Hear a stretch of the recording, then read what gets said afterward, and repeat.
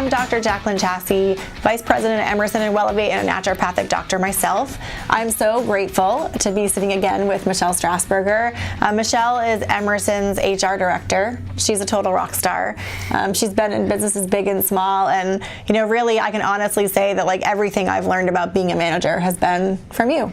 Oh wow, I'm so flattered. Yeah. Thank you. Well, I don't know if I'm a great manager, but but really we focus a lot on that here inside the building, and we've really learned under a couple of different models for management and coaching, and I just think that this is something that's really lacking that might impact how well we're able to use our staff in a small practice environment.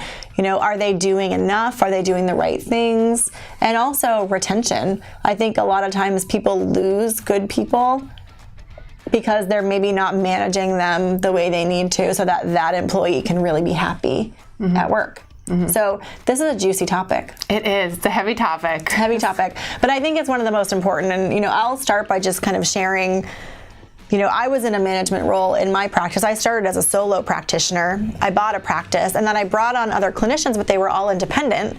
And then together we decided we really need to have someone in the office to help us manage things.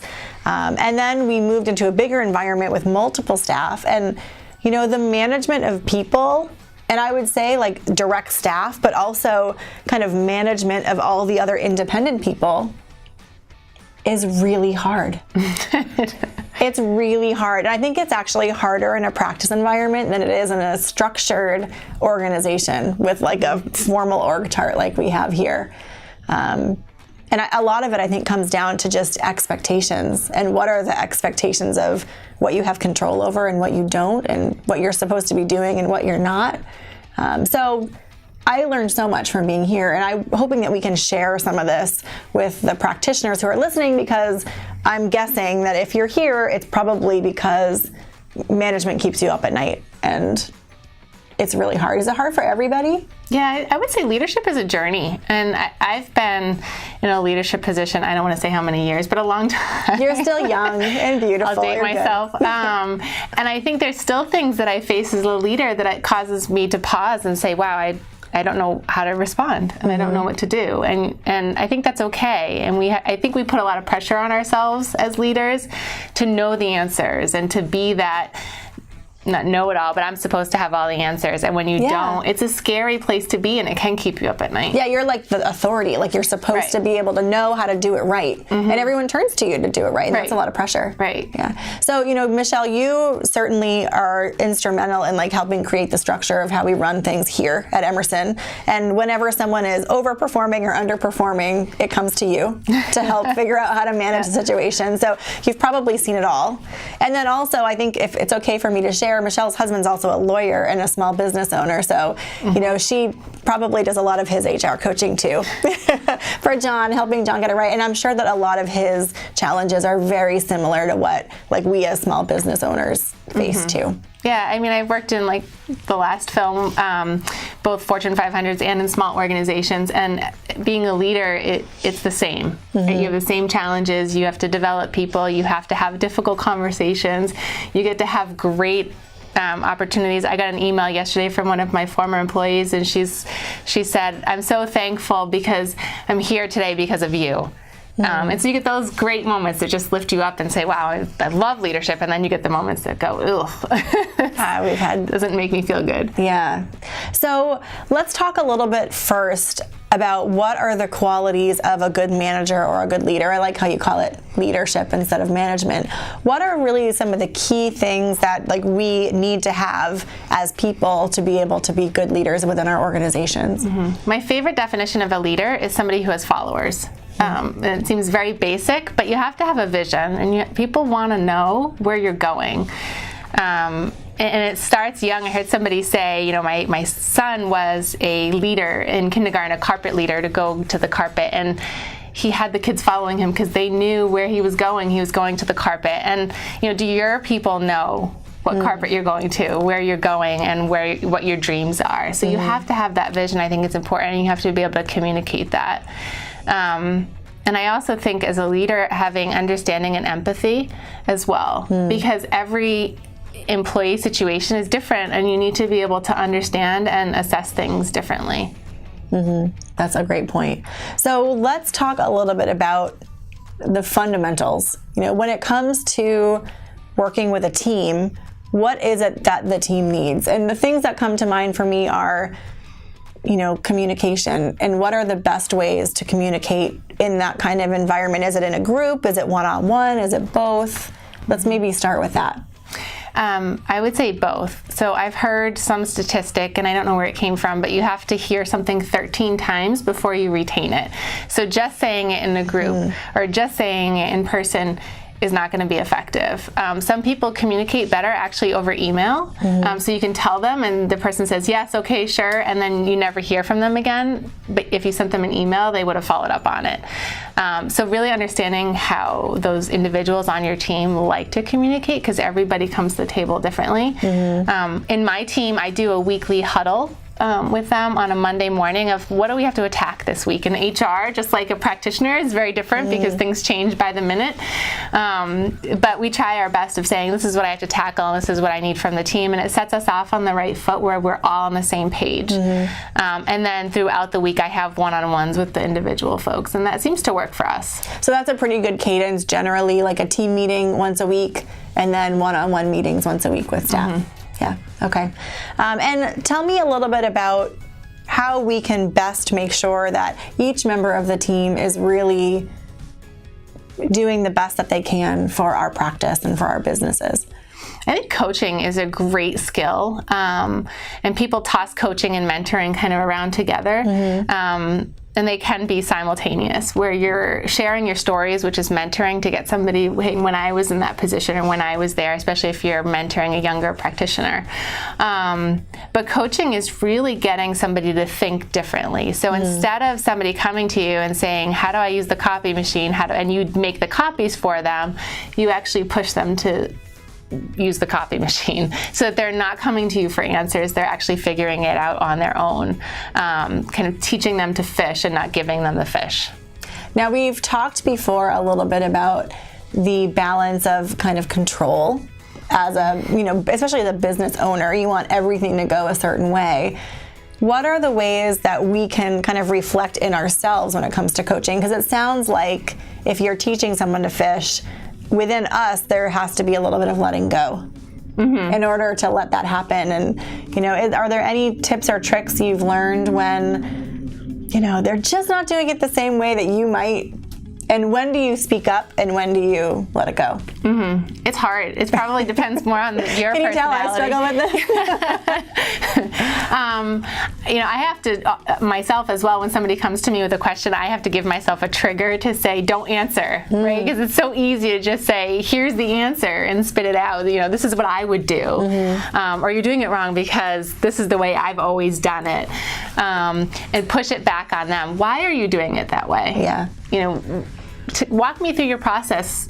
Why are you coming? How are you coming to that answer? What would you do, right? So if somebody comes to you and says, hey, Jaclyn, I have this situation. I'm not sure how to handle it. Customer asked, blah, blah, blah. Instead of saying, oh, here's the answer, say, well, what do you think? Because they have an answer. And if it's not the right answer, walk them through it. And coaching's all about asking questions to get them to think differently. And that's going to bring them to the next level. If you just have an exercise of them coming into your office or your workspace saying, what's the answer, and you give them the answer, nobody's developing. You're not getting things off your plate, and they're not really learning and growing. That's a great point. It's not really good for anyone. No. It only serves that moment, and it has no future benefit versus investing that time in more of a coaching model where you really can help that person be more independent, which is probably what they want too, right? And it seems like maybe part of it is also when they come to you with questions like that when you say to them, well, how would you handle it? And then you say, you're spot on, I think that's what you should do, that there's probably a level of confidence and trust that gets established between you guys too, that probably has benefit for the future. Yeah, I had an employee, we would laugh all the time because she goes, I know you're going to ask me what I think. And she's like, I just don't know. So, and she's like, I need you to tell me. And that's fine because she's just asking, instead of you just spitting it out, she's saying, I've racked my brain, I've come up with all of these suggestions, and I don't know which one. Can you help me get there? And that's not necessarily telling them what to do at that point, and that's still developing them. It's probably a lot like coaching patients. to be real. I mean, when you're trying to get patients to make behavior change in their life, we have to use a lot of those same skills to say, well, tell me what you're eating right now. Okay, well, how do you think that's working for you or not? How do you feel a couple hours after you eat that? And we use questions, we call it motivational interviewing in the medical space versus coaching, but it sounds to me like there's just so much overlap between that, because what you're trying to do is establish confidence and independence in the person in front of you, and you might have like the information or the answers, but ultimately you're really hoping that that translates to that other person, patient or employee, to be able to develop those on their own. Yeah, and it takes time. I mean, I can hear some of you saying, "Oh, I don't have time for that" in the background.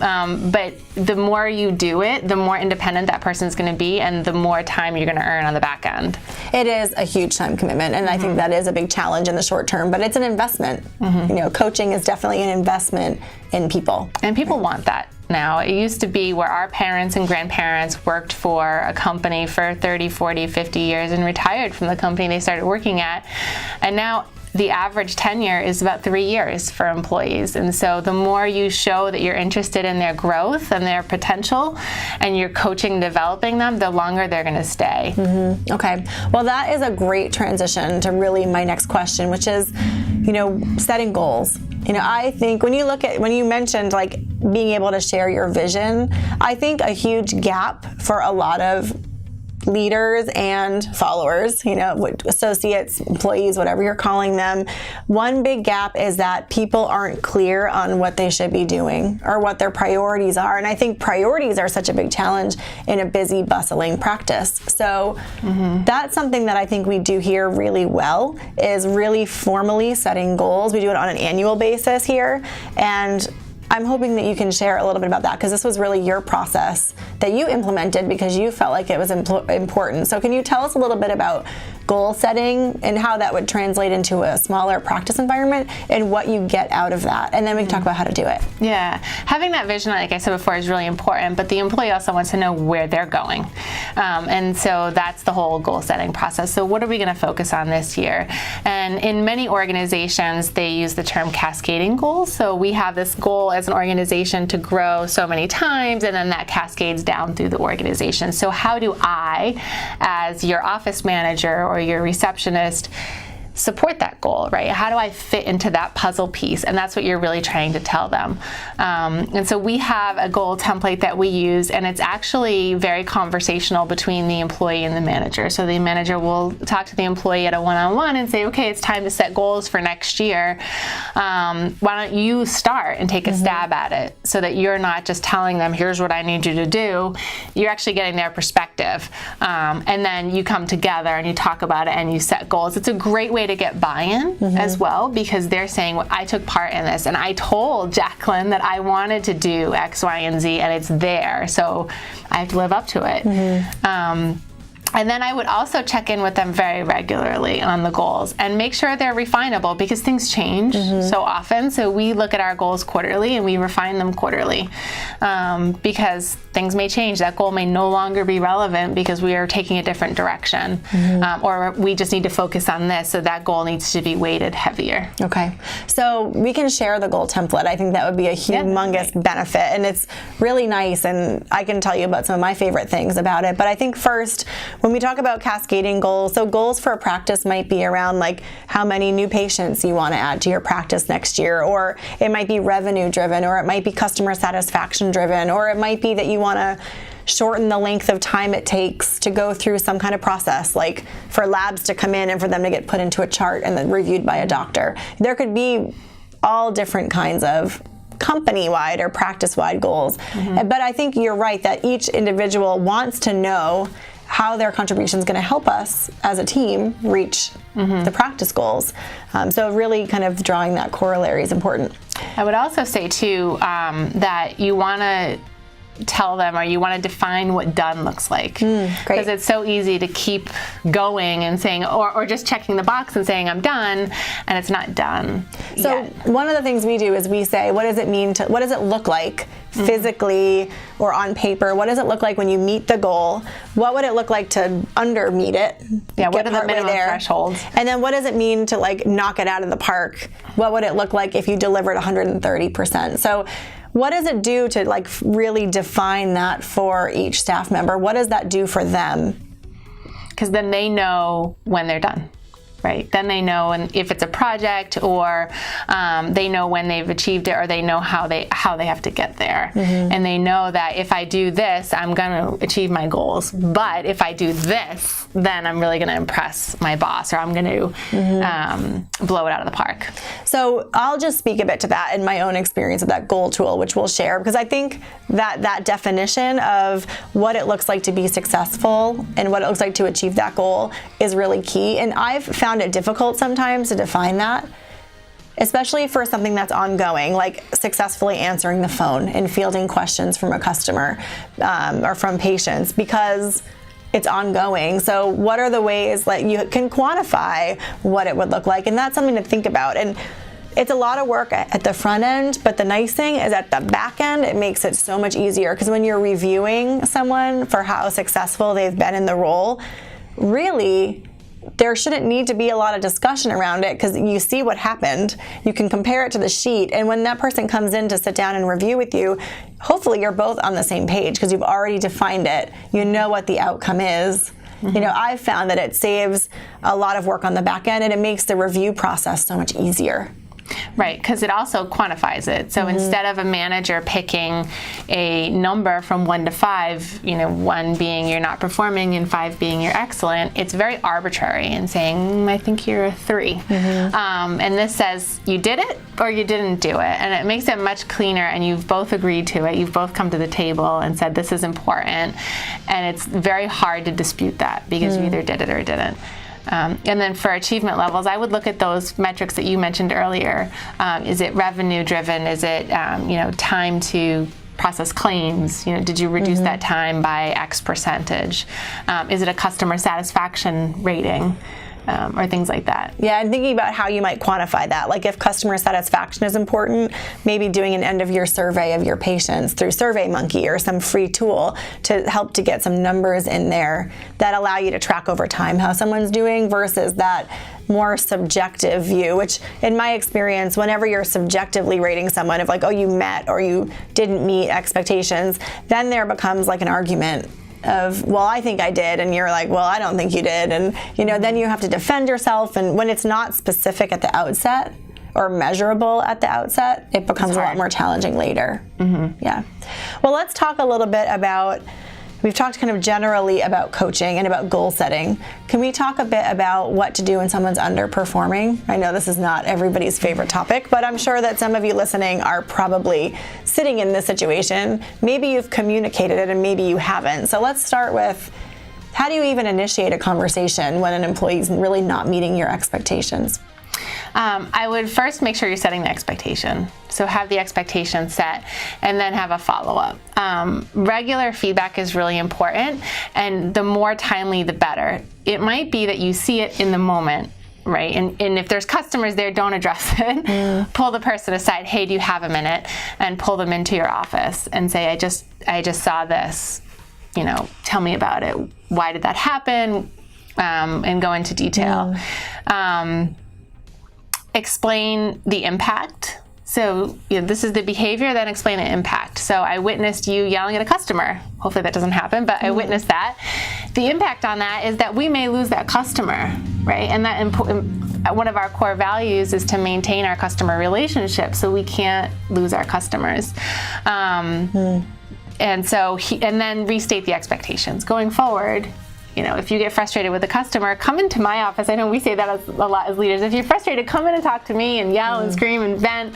But don't do it out there. Don't do it in front of the customers. So restate the expectation. And then if you need to, schedule a follow-up and follow up with them. And make sure you're following up. Sometimes it's just a quick, hey, I noticed this happened. and it doesn't happen again. But if they're not made aware of it, they're not going to change the behavior. That's a great point. So big things or little things.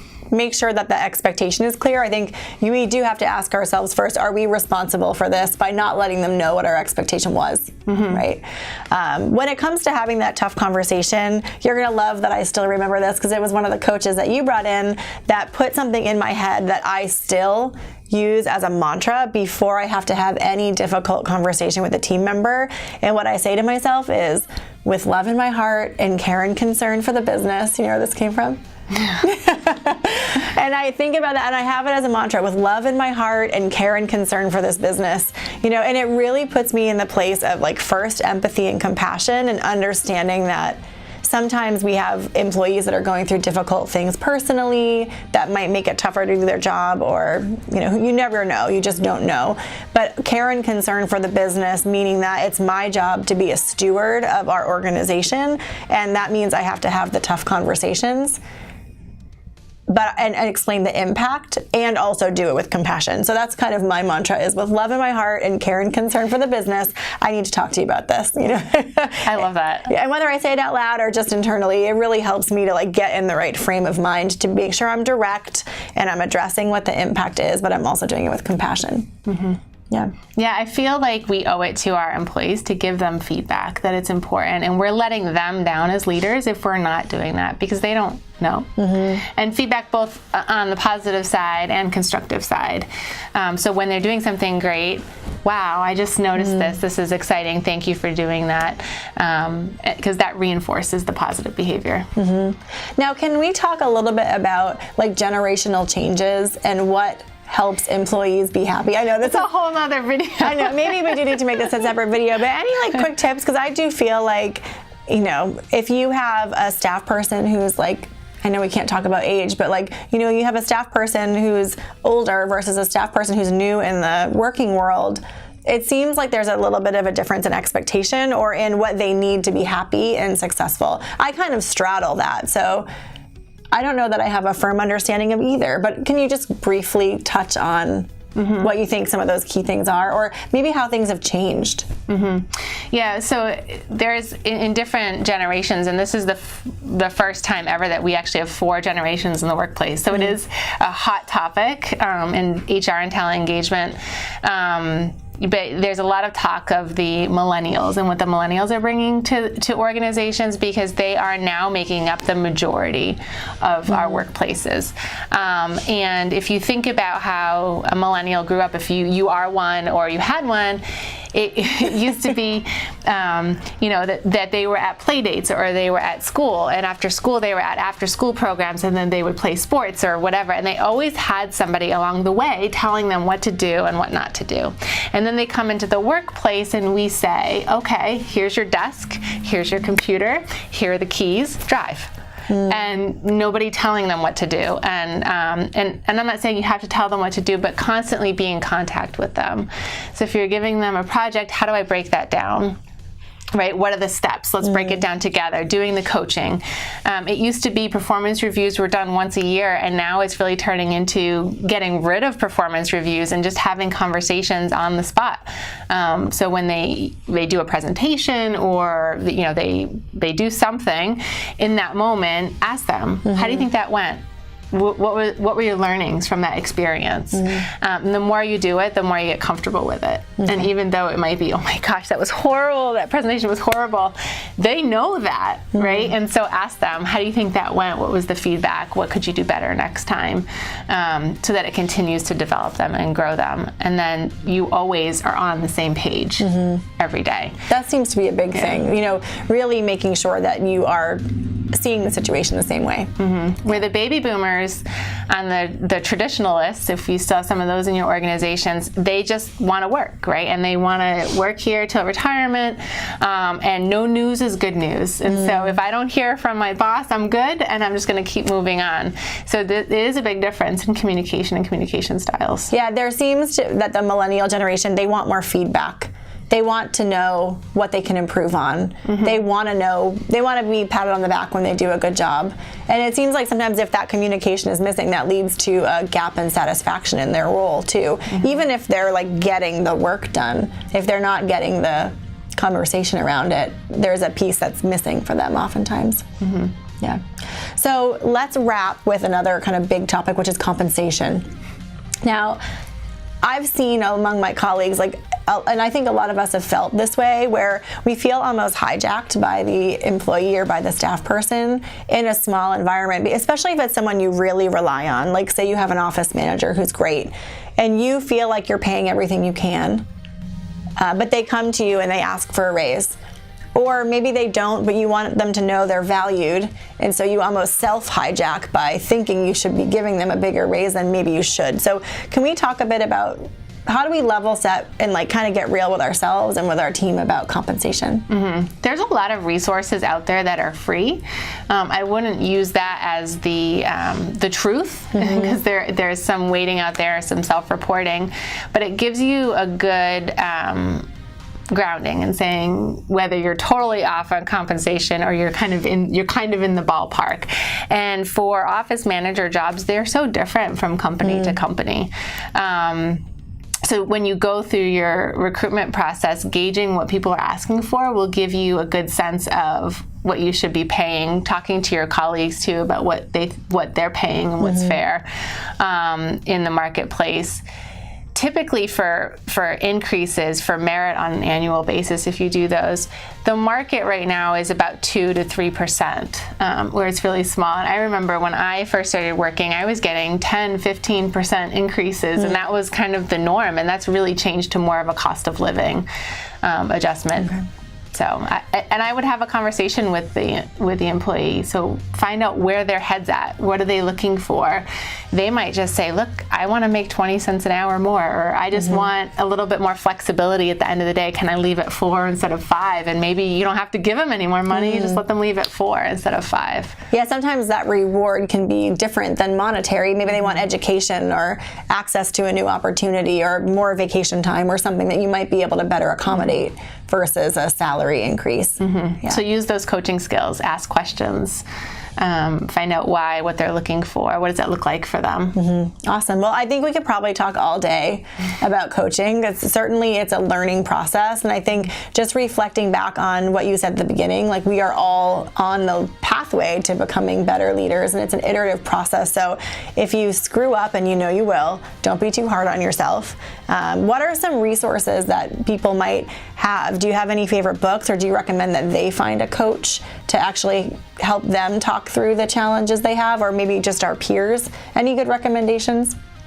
Oh, there's a lot out there. I just finished reading Drive by Daniel Pink, and I think he's a great author, and that really talks about motivation.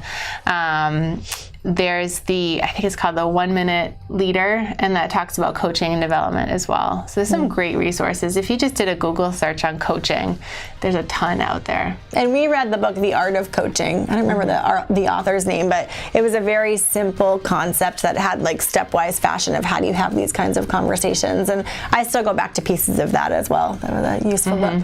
Yeah, that's a great one. Well, I'm really grateful for you for hanging in there with us. I'm sure you have questions for Michelle. You're going to have to wait for next time, but you can definitely email them to me if there's more things you want to learn about on the HR front, because there's just so much that we could cover. And you'll have to look for some blooper reels. Maybe I can catch Michelle another time to share some of her best stories, because she's got some doozies. And if we have maybe a glass of wine, I can probably get her to share some. Here and in all the environments that you've worked in. So thank you so much for joining. Thank you. Yeah. If you've enjoyed this best practice series and you want to learn more about really how to make your practice spectacular, be sure to subscribe. We are here on YouTube. You can also find us on Stitcher and iTunes and across pretty much every major channel for podcasts. So thanks so much for joining us today. Thank you again, Michelle. Thank you. And here's to your best practice.